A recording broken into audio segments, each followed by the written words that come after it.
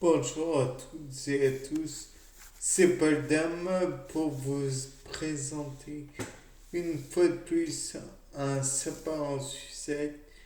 Donc là, dans le cas présent, je me suis demandé ce qui arriverait si on prenait Microspora, non, Sordaria microspora, et qu'on exerçait une pression, une petite pression.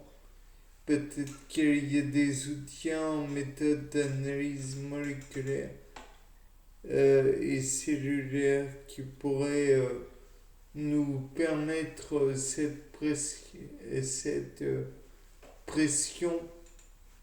Puis je me suis rappelé qu'en troisième, on avait fait un genre d'extraction d'ascospore, ascospore, ou ask, je ne sais plus, enfin de Sordaria microspora.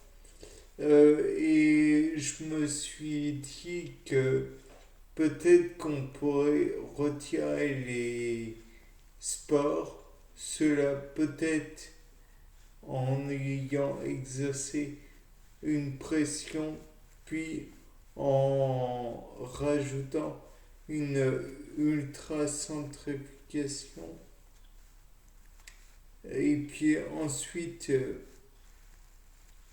puisqu'on n'est pas du genre à faire ça que pour un type de champignon ou de levure dans le cas présent, peut-être qu'on pourrait le faire aussi à Saccharomyces cerevisiae. Et peut-être pourrait-on prendre un sport, une sport, et le mettre dans l'un des asques pour voir si le développement de celle-ci influerait et induirait un caractère spécial qui serait donc la résultante de d'une mutation. Certes, c'est de l'hypothétique et en plus, par la suite, il faudrait peut-être la disséminer sur un terrain où elle pourra se développer, enfin, où ils pourront se développer les différents asques. C'est pas sûr, je ne sais pas. Peut-être que ça pourrait donner quelque chose, peut-être pas. Toujours dire que si on n'essaie pas, on ne saura pas. Donc sur ce point, on peut être sûr de devoir essayer. De plus, je me dis que les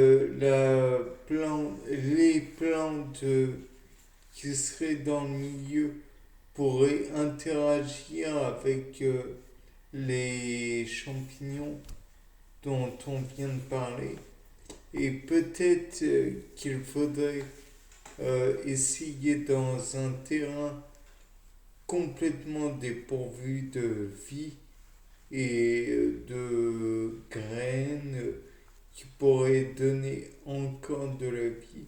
En somme, il faudrait une terre qui est totalement brûlée et une terre qui est fraîchement labourée pour voir déjà labourer, mais avec des êtres vivants pour éventuellement voir s'il y a une différence.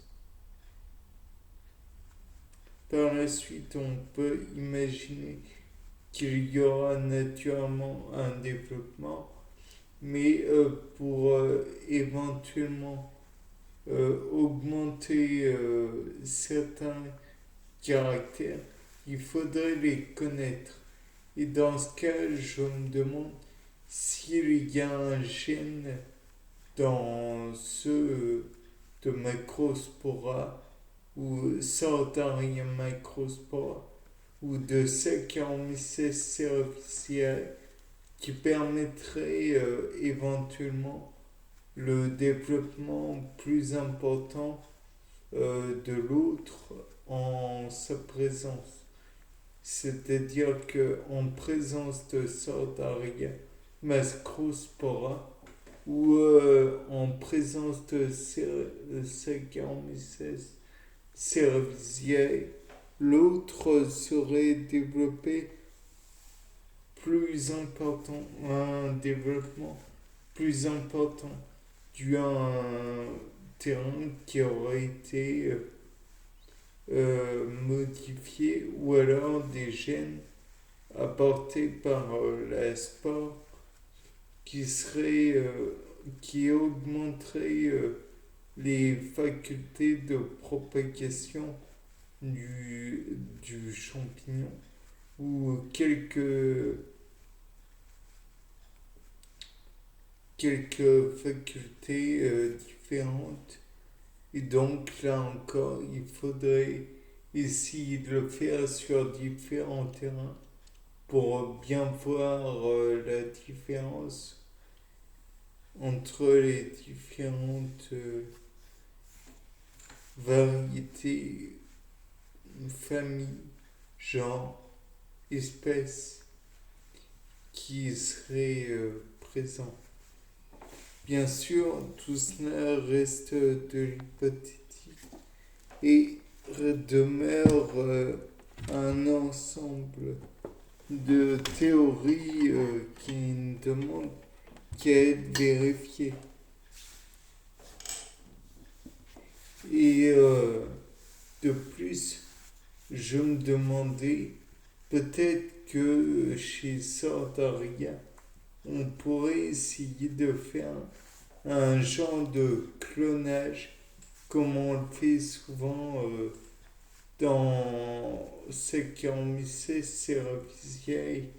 Après tout, si l'on n'essaye pas, on ne saura pas.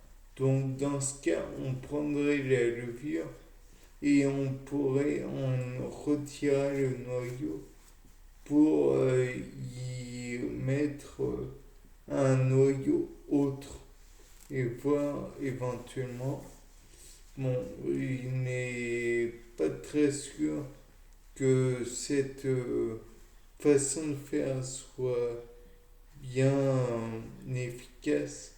En revanche, ce qu'on peut faire, c'est prendre le noyau quand il est en métaphase, en division cellulaire, mais on le bloque afin de pouvoir agir sur les chromosomes.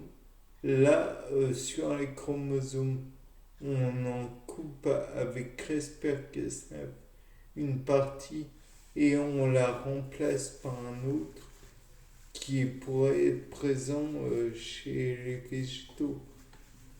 Je ne sais pas si c'est possible à tenter. Bien, c'était Paul Dame.